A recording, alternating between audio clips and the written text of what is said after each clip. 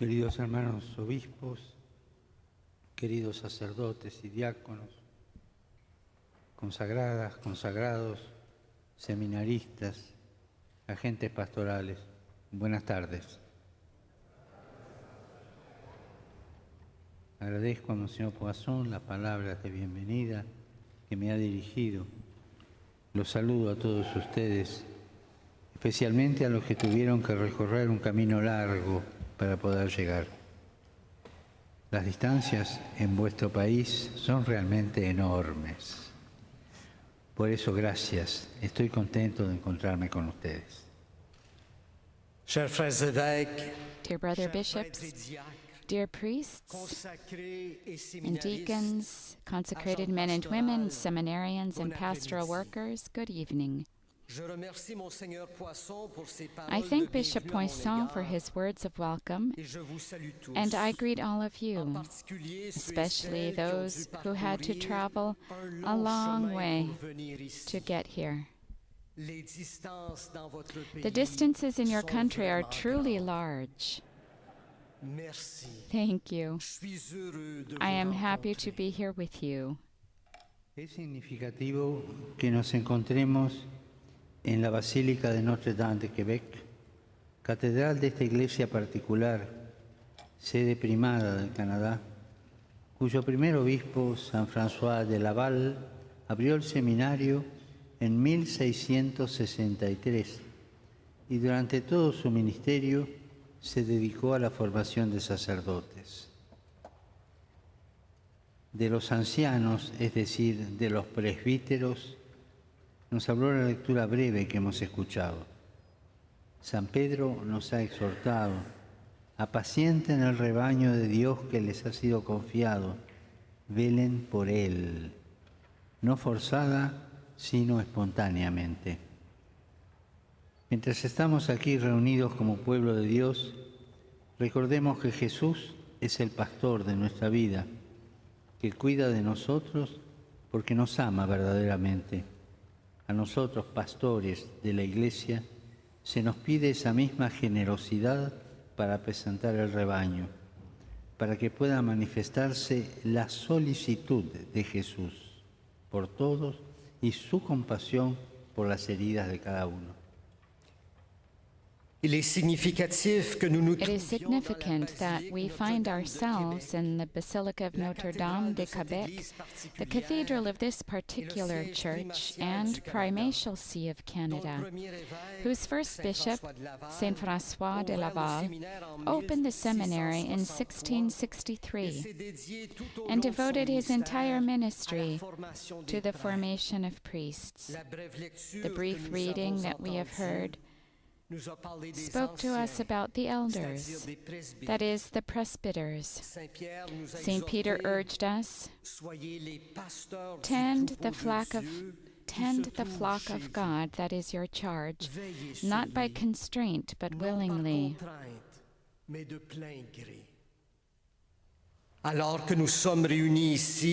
Gathered here as the people of God, let us remember that Jesus is the shepherd of our lives, who cares for us because he truly loves us.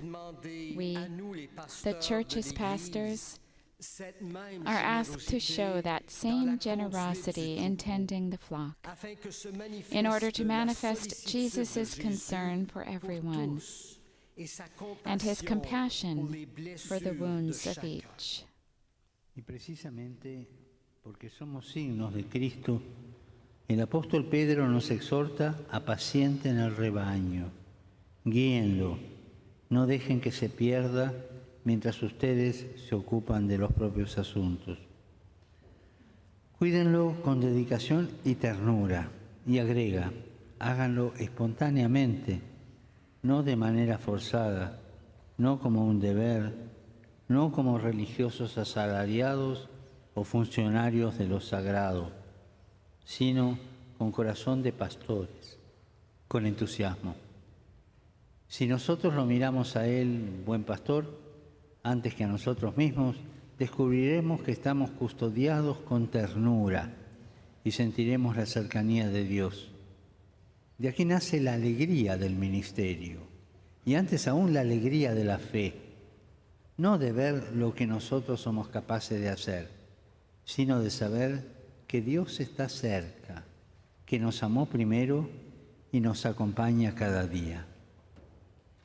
Precisely because we are a sign of Christ, the Apostle Peter urges us to tend the flock, to guide it, not to let it go astray while busy about our own affairs. Care for it with devotion and tender love. Peter tells us to do this willingly, not perforce, not as a duty, not as professional religious personnel, sacred officials, but zealously and with the heart of a shepherd. If we look to Christ, the Good Shepherd, before looking to ourselves, we will discover that we ourselves are tended with merciful love. We feel the closeness of God.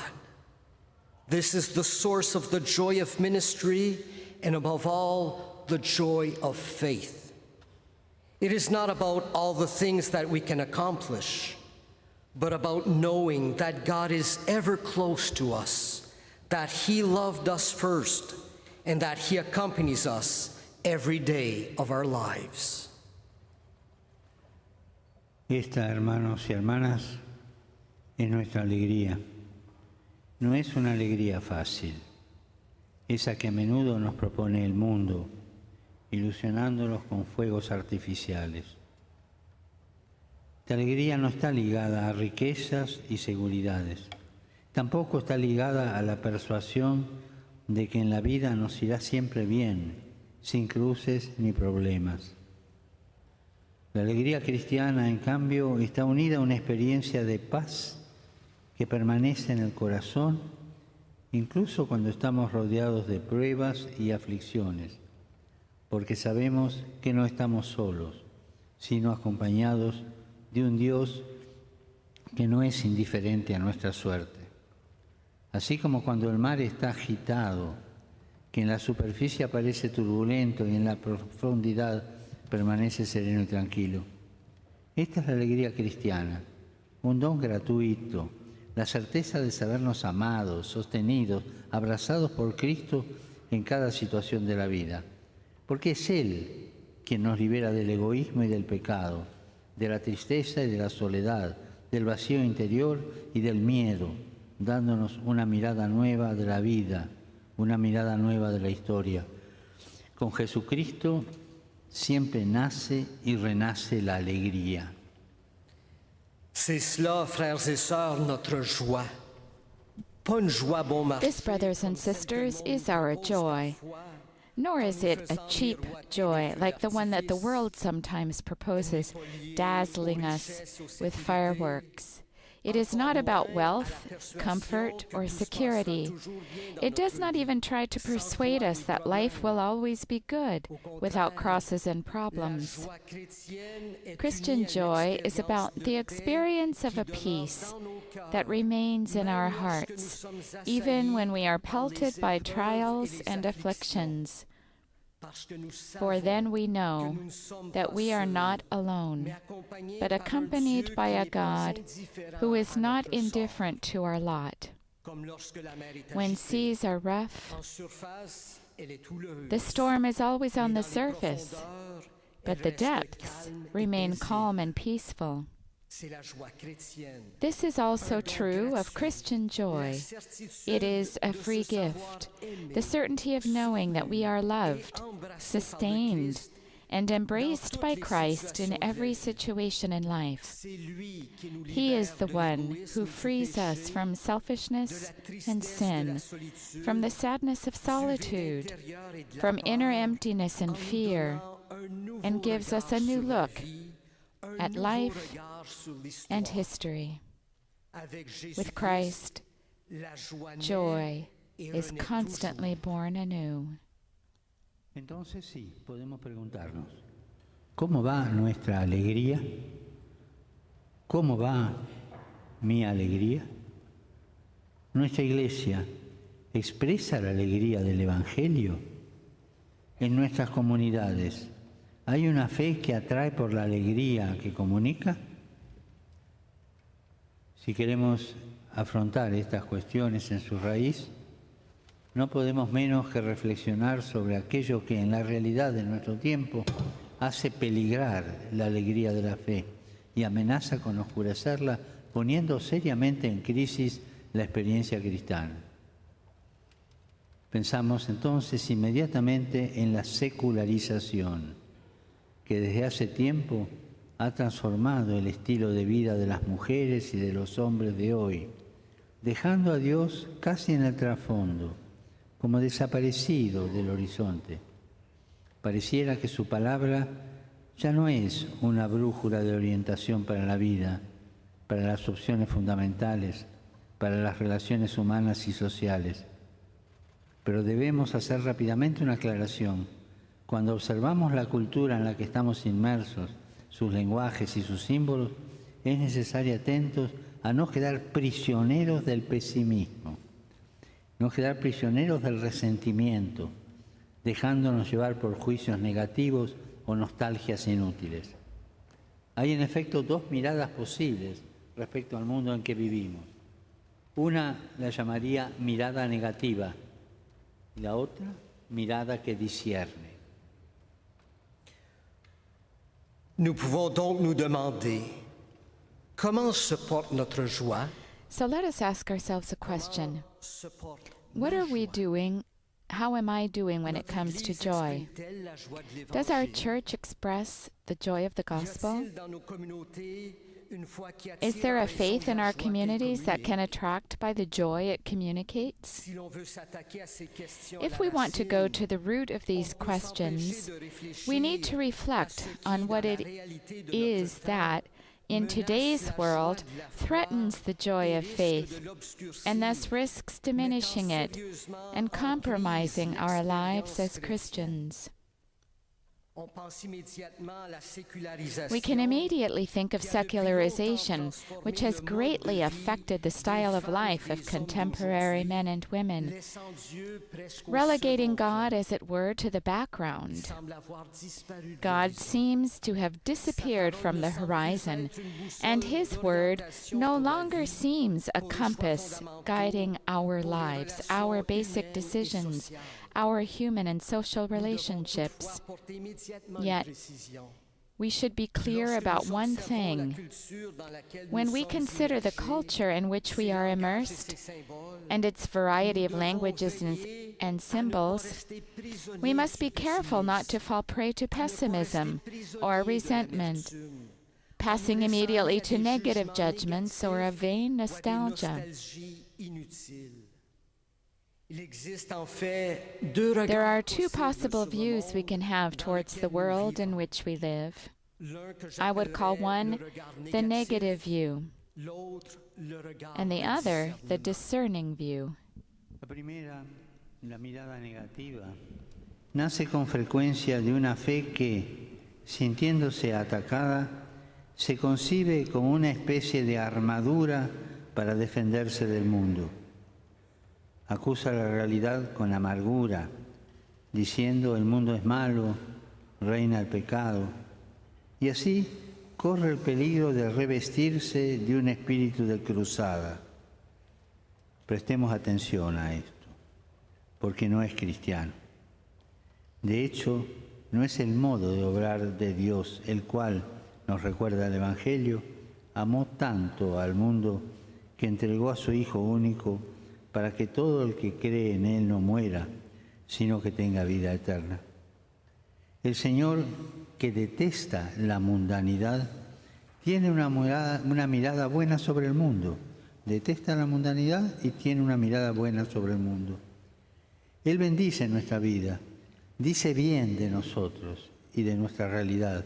Se encarna en las situaciones de la historia no para condenar, sino para hacer brotar la semilla del reino, precisamente ahí donde parecería que triunfan las tinieblas. Si nos detenemos en una mirada negativa, por el contrario, acabaremos por negar la encarnación, porque más que encarnarnos en la realidad, huiremos de ella. Nos cerraremos en nosotros mismos Lloraremos nuestras pérdidas, nos lamentaremos continuamente y caeremos en la tristeza y en el pesimismo. Tristeza y pesimismo nunca vienen de Dios. En cambio, estamos llamados a tener una mirada semejante a la de Dios, que sabe distinguir entre el bien y se obstina en buscarlo, en verlo y alimentarlo. No es una mirada ingenua, sino una mirada que discierne la realidad. Le premier, le regard négatif, naît souvent d'une The foi first, the negative view, is often born of a faith that feels under attack and thinks of it as a kind of armor defending us against the world. This view bitterly complains that the world is evil, that sin reigns, and thus risks clothing itself in a crusading spirit. We need to be careful because this is not Christian. It is not, in fact, the way of God, who, as the Gospel reminds us, so loved the world that he gave his only Son, that whoever believes in him should not perish, but have eternal life. The Lord, who detests worldliness, has a positive view of the world. He blesses our life, speaks well of us in our situation, and makes himself incarnate in historical situations, not to condemn, but to give growth to the seed of the kingdom in those places where darkness seems to triumph. If we are limited to a negative view, we will end up denying the incarnation. We will flee from reality rather than making it incarnate in us. We will close in on ourselves, lament our losses, constantly complain, and fall into gloom and pessimism. Gloom and pessimism, which never come from God. We are called instead to have a view similar to that of God, who discerns what is good and persistently seeks it, sees it, and nurtures it. This is no naive view, but a view that discerns reality. Para afinar nuestro discernimiento sobre el mundo secularizado, dejémonos inspirar por lo que escribió San Pablo VI, Evangelii Nunciandi, esa exhortación apostólica que todavía hoy tiene vigencia. Para él, la secularización es un esfuerzo en sí mismo justo, legítimo, no incompatible con la fe y la religión, para descubrir las leyes de la realidad y de la misma vida humana dadas por el Creador. Dios, en efecto, no nos quiere esclavos, sino hijos. No quiere decidir en nuestro lugar ni oprimirnos con un poder sagrado en un mundo gobernado por leyes religiosas. No. Él nos ha creado libres y nos pide que seamos personas adultas, personas responsables en la vida y en la sociedad. Otra cosa distinguía San Pablo VI es el secularismo, una concepción de vida que separa totalmente del vínculo con el Creador, de modo que se vuelve superfluo y hasta un obstáculo, y se generan nuevas formas de ateísmo, sutiles y variadas, una civilización del consumo, el hedonismo erigido en valor supremo, una voluntad de poder y de dominio, de discriminaciones de todo género. A nosotros, como Iglesia, sobre todo como pastores del pueblo de Dios,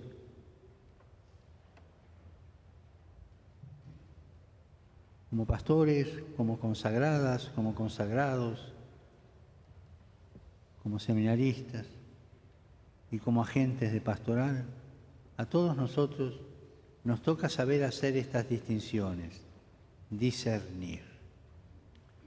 Si cedemos a la mirada negativa y juzgamos de modo superficial, corremos el riesgo de transmitir un mensaje equivocado, como si detrás de la crítica sobre la secularización estuviera, por parte nuestra, la nostalgia de un mundo sacralizado, de una sociedad de otros tiempos en la que la Iglesia y sus ministros tenían más poder y relevancia social. Y esta es una perspectiva equivocada. Pour affiner notre discernement sur le monde sécularisé, In order to refine our discernment of the secularized world, let us draw inspiration from St. Paul VI from Evangelii Nuntiandi, from his apostolic exhortation, which is still relevant today, who saw secularization as the effort in itself just and legitimate, and in no way incompatible with faith or religion. To discover the laws governing reality and human life implanted by the Creator, God does not want us to be slaves, but sons and daughters. He does not want to make decisions for us or oppress us with a sacral power exercised in a world governed by religious laws. No. He created us to be free, and He asks us to be mature and responsible persons in life and in society. St. Paul VI distinguished secularization from secularism, a concept of life that totally separates a link with the Creator, so that God becomes superfluous and an encumbrance, and generates subtle and diverse new forms of atheism, a consumer society, the pursuit of pleasure set up as the supreme value, a desire for power and domination and discrimination of every kind. We, as Church, and above all as shepherds of God's people, and as consecrated persons, deacons, seminarians, and pastoral workers, it is up to us to make these distinctions, to make this discernment. If we yield to the negative view and judge matters superficially, we risk sending the wrong message, as though the criticism of secularization masks on our part the nostalgia for a sacralized world, a bygone society in which the Church and her ministers had greater power and social relevance. And this is a mistaken way of seeing things. Como advierte un gran estudioso de estos temas, el problema de la secularización para nosotros cristianos no debe ser la menor relevancia social de la Iglesia o la pérdida de riquezas materiales y privilegios. Más bien, esta nos pide que reflexionemos sobre los cambios de la sociedad que han influido en el modo en que las personas piensan y organizan la vida. Si nos detenemos en este aspecto, nos damos cuenta de que no es la fe la que está en crisis, sino ciertas formas y modos con los que anunciamos. Por eso la secularización es un desafío a nuestra imaginación pastoral. Es la oportunidad para recomponer la vida espiritual en nuevas formas y también para nuevas formas de existir. De este modo, mientras la mirada que discierne nos hace ver las dificultades que tenemos en transmitir la alegría de la fe, a la vez nos estimula a volver a encontrar una nueva pasión por la evangelización, a buscar nuevos lenguajes, a cambiar algunas prioridades pastorales e ir a lo esencial. Au contraire, comme le fait remarquer un grand spécialiste de ces questions, Instead, as one of the great scholars of our time has observed, the real issue of secularization for us Christians should not be the diminished social relevance of the Church or the loss of material wealth and privileges. Rather, secularization demands that we reflect on the changes in society that have influenced the way in which people think about and organize their lives. If we consider this aspect of the question, we come to realize that what is in crisis is not the faith, but some of the forms and ways in which we present it. Consequently, secularization represents a challenge for our pastoral imagination. It is, quote, an occasion for restructuring the spiritual life in new forms and for new ways of existing, unquote, from Charles Taylor, A Secular Age. In this way, a discerning view, while acknowledging the difficulties we face in communicating the joy of the faith, motivates us to develop a new passion for evangelization, to look for new languages and forms of expression, to change certain pastoral priorities and to focus on the essentials. Necesitamos anunciar el Evangelio para dar a los hombres y a las mujeres de hoy la alegría de la fe. Pero este anuncio no se hace principalmente con palabras, sino por medio de un testimonio rebosante de amor gratuito, tal como Dios lo hace con nosotros. Es un anuncio que pide encarnarse en un estilo de vida personal, eclesial, que pueda reavivar el deseo del Señor, infundir esperanza, transmitir confianza y credibilidad.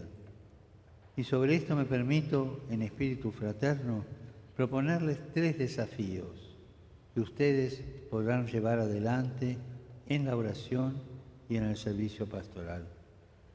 Chers frères et sœurs, il est nécessaire de proclamer Dear brothers and sisters, the gospel needs to be proclaimed if we are to communicate the joy of faith to today's men and women. Yet, this proclamation is not primarily a matter of words, but of a witness abounding with gratuitous love, for that is God's way with us. A proclamation that should take shape in a personal and ecclesial lifestyle that can rekindle a desire for the Lord, instill hope, and radiate trust and credibility. Here, in a spirit of fraternity, allow me to suggest 3 challenges that can shape your prayer and pastoral service. El primero de los desafíos, dar a conocer a Jesús. En los desiertos espirituales de nuestro tiempo, generados por el secularismo y la indiferencia, es necesario volver al primer anuncio. Lo repito, es necesario volver al primer anuncio.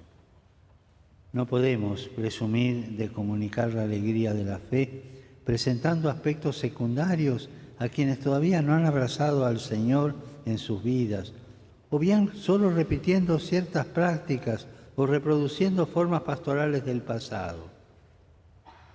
Es necesario encontrar nuevos caminos para anunciar el corazón del Evangelio a cuantos todavía no han encontrado a Cristo. Y esto presupone una creatividad pastoral para llegar a las personas allá donde viven, no esperando que vengan, allá donde viven, descubriendo ocasiones de escucha, de diálogo, de encuentro. Es necesario volver a lo esencial, es necesario volver al entusiasmo de los hechos de los apóstoles y a la belleza de sentirnos instrumentos de la fecundidad del Espíritu hoy. Es necesario volver a Galilea. Es la cita de Jesús resucitado. Que vayan a Galilea, para, permítaseme la palabra, recomenzar después del fracaso. Volver a Galilea. Y cada uno de nosotros tiene su propia Galilea, la del primer anuncio. Recuperar esa memoria. Le premier défi, faire connaître Jésus. Dans les déserts spirituels de notre temps, générés par le sécularisme et l'indifférence, The first challenge is to make Jesus known.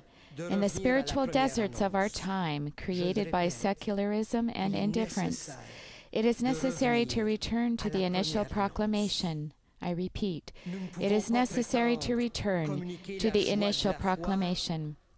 We cannot presume to communicate the joy of faith by presenting secondary aspects to those who have not yet embraced the Lord in their lives, or by simply repeating certain practices or replicating older forms of pastoral work.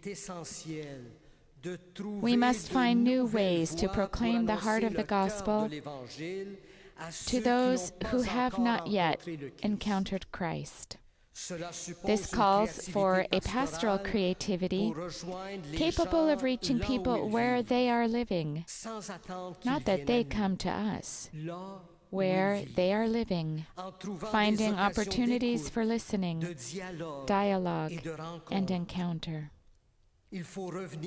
We need to return to the simplicity and enthusiasm of the Acts of the Apostles, to the beauty of realizing that we are instruments of the Spirit's fruitfulness today. It is necessary to return to Galilee, to meet the risen Lord. Revenir en Galilée, To return to Galilee, après l'échec. Chacun and each one of us has his or her own Galilee de la première rencontre. of the first proclamation, the first Revenir en encounter. Galilée, c'est cela. We need to recuperate that memory. Pero para anunciar el Evangelio también es necesario ser creíbles. Y este es el segundo desafío, el testimonio. El Evangelio se anuncia de modo eficaz cuando la vida es la que habla, la que revela esa libertad que hace libre a los demás, esa compasión que no pide nada a cambio, esa misericordia que habla de Cristo sin palabras. La Iglesia en Canadá, después de haber sido herida y desolada por el mal que perpetraron algunos de sus hijos, ha comenzado un nuevo camino. Pienso en particular en los abusos sexuales cometidos contra menores y personas vulnerables, crímenes que requieren acciones fuertes y una lucha irreversible. Yo quisiera, junto con ustedes, pedir nuevamente perdón a todas las víctimas. El dolor y la vergüenza que experimentamos debe ser ocasión de conversión, nunca más. Y pensando en el camino de sanación y reconciliación con los hermanos y las hermanas indígenas, que la comunidad cristiana no se deje contaminar nunca más por la idea de que existe una cultura superior a otras y que es legítimo usar medios de coacción contra los demás. Recuperemos el ardor misionero de vuestro primer obispo, San François de Laval, que se enfrentó contra todos los que degradaban a los indígenas, induciéndolos a consumir bebidas para engañarlos. No permitamos que ninguna ideología enajene y confunda los estilos y las formas de vida de nuestros pueblos para intentar doblegarlos y dominarlos. Que los nuevos progresos de la humanidad sean asimilables en su identidad cultural con la clave de la cultura. Mais pour annoncer l'Évangile, il faut être crédible. Voici le second défi. In order to proclaim the gospel, however, we must also be credible. Here is the second challenge, witness. The gospel is preached effectively when life itself speaks and reveals the freedom that sets others free, the compassion that asks for nothing in return, the mercy that speaks of Christ without using words. The Church in Canada has set out on a new path after being hurt and devastated by the evil perpetrated by some of its sons and daughters. I think in particular of the sexual abuse of minors and vulnerable people, crimes that require firm action and an irreversible commitment. Together with you, I would like once more to ask forgiveness of all the victims. The pain and the shame we feel must become an occasion for conversion, never again. and thinking about the process of healing and reconciliation with our indigenous brothers and sisters. Never again can the Christian community allow itself to be infected by the idea that one culture is superior to others, or that it is legitimate to employ ways of coercing others. Let us recover the missionary zeal of your first bishop, Saint François de Laval, who railed against those who demeaned the indigenous people by inducing them to imbibe strong drink in order then to cheat them. Let us not allow any ideology to alienate or mislead the customs and ways of life of our people as a means of subduing them or controlling them. Puissent être assimilés par une identité culturelle avec la clé de leur culture. Pero para acabar con esta cultura de la exclusión es necesario que empecemos nosotros, los pastores, que no se sientan superiores a los hermanos y a las hermanas del pueblo de Dios. No. Que los consagrados vivan la fraternidad y la libertad de la obediencia en comunidad. Los seminaristas que se dispongan a ser servidores dóciles y disponibles. Y los agentes pastorales no conciban su servicio como poder. Se empieza desde aquí. Ustedes son los protagonistas y los constructores de una iglesia diferente, humilde, afable, misericordiosa. Una iglesia que acompaña los procesos, que trabaja decidida y serenamente en la inculturación, que valora a cada uno y a cada diversidad cultural y religiosa. Demos este testimonio. Mais pour en finir avec cette culture de l'exclusion, In order to defeat this culture of exclusion, we must begin with ourselves, pastors, who should not feel themselves superior to their brothers and sisters in the people of God. That consecrated persons live fraternally with the freedom of obedience in life and community. That seminarians prepare themselves to become docile servants, docile and available servants, and that pastoral workers who should not understand service as power. This is where we must start. You are key figures and builders of a different church, humble, meek, merciful, a church that accompanies processes, labors decisively and serenely in the service of inculturation, that shows respect for each individual and for every cultural and religious difference. Let us offer this witness. Por último, el tercer desafío, la fraternidad. Primero, dar a conocer a Jesús. Segundo, el testimonio. Tercero, la fraternidad. La Iglesia será testigo creíble del Evangelio cuando sus miembros vivan más la comunión, creando ocasiones y espacios para que quienes se acerquen a la fe encuentren una comunidad acogedora, que sabe escuchar, que sabe entrar en diálogo, que promueve un buen nivel de relaciones. Así decía vuestro santo obispo a los misioneros. A menudo una palabra amarga, una falta de paciencia, un rostro que rechaza, destruirán en un momento lo que se había construido en mucho tiempo. enfin, le troisième défi. Finally, the third challenge, fraternity. The first challenge, to make Christ known. The second, witness. The third, fraternity. The church will be a credible witness to the gospel the more its members embody communion, creating opportunities and situations that enable all those who approach the faith to encounter a welcoming community, one capable of listening and entering into dialogue and promoting quality relationships. This is what Saint François de Laval told the missionaries. Often, a word of bitterness, an impatient gesture, an irksome look will destroy in a moment what had taken a long time to accomplish.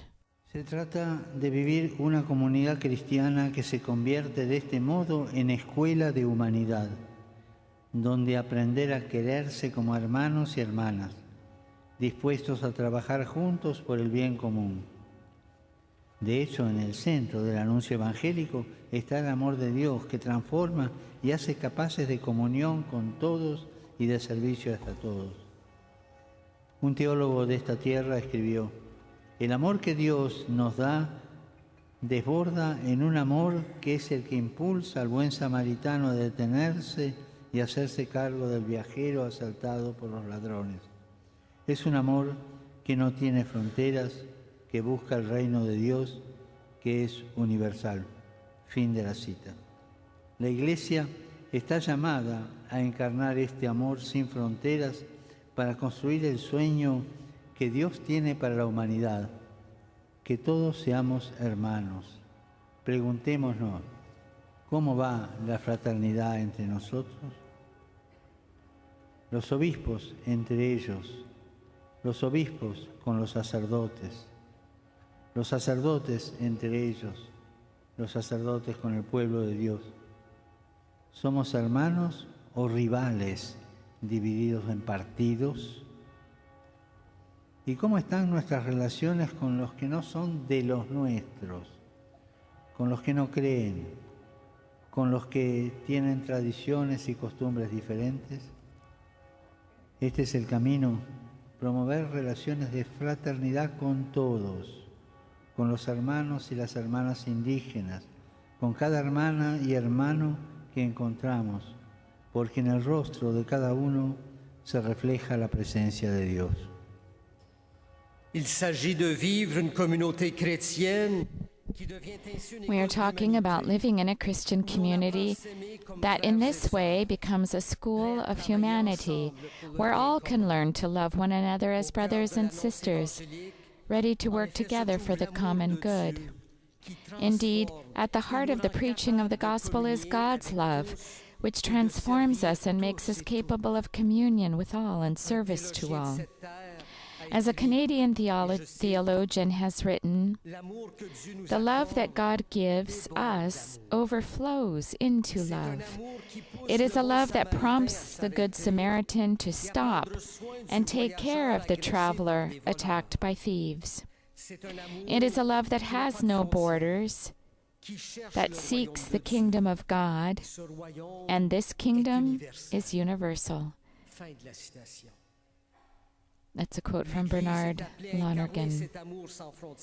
The Church is called to embody this love without borders in order to realize the dream that God has for humanity, for us to be brothers and sisters.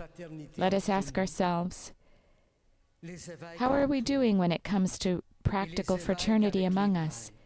Bishops among themselves, bishops with their priests, priests among themselves and with the people of God. Are we brothers or competitors split into parties? And how about our relationships with those who are not one of our own, with those who do not believe, with those who have different traditions and customs? This is the way to build relationships of fraternity with everyone, with Indigenous brothers and sisters, with every sister and brother we meet, because the presence of God is reflected in each of their faces. Estos son, queridos hermanos y hermanas, solamente algunos desafíos. No olvidemos que solo podemos llevarlos adelante con la fuerza del Espíritu, que siempre debemos invocar en la oración. Pero no dejemos entrar en nosotros el espíritu del secularismo, pensando que podemos crear proyectos que funcionan por sí mismos y solo con las fuerzas humanas sin Dios. Es una idolatría esta, la idolatría de los proyectos sin Dios. Y por favor, no nos encerremos en el retroceso, Sigamos adelante con alegría. Pongamos en práctica estas palabras que dirigimos a San François de Laval. Tú fuiste el hombre del compartir, visitando a los enfermos, vistiendo a los pobres, combatiendo por la dignidad de los pueblos originarios, sosteniendo a los misioneros cansados, siempre pronto a tender la mano a los que estaban peor que tú. ¿Cuántas veces tus proyectos fueron destrozados, pero siempre tú los pusiste de nuevo en pie? Tú habías entendido que la obra de Dios no es de piedra y que en esta tierra de desánimo era necesario un constructor de esperanza. Les agradezco todo lo que hacen. Los bendigo de corazón. Y por favor, sigan rezando por mí. These are just a few of the challenges. Let us not forget that These brothers and sisters are just a few of the Spirit, whom we must always invoke in prayer. Let us not allow the spirit of secularism to enter our midst, thinking that we can create plans that work automatically and by human effort alone, apart from God, in the idolatry of projects. And please, let us not close ourselves off by looking back. Let us press forward with joy. Mettons en pratique ces paroles que nous adressons à Saint François. Let us put into practice these words that we now address Sois l'homme du partage, from Saint François de Laval, habillant les pauvres. or we address to Saint François de Laval. You were a man for others who visited the sick, clothed the poor, defended the dignity of original peoples, supported the strenuous efforts of the missionaries, ever ready to reach out a hand to those worse off than yourself. How many times were your projects frustrated? Each time, however, you took them up again. You understood that God does not build in stone, and that in this land of discouragement there was a need for a builder of hope. I thank you for everything you do, and I bless you from my heart. Please continue to pray for me.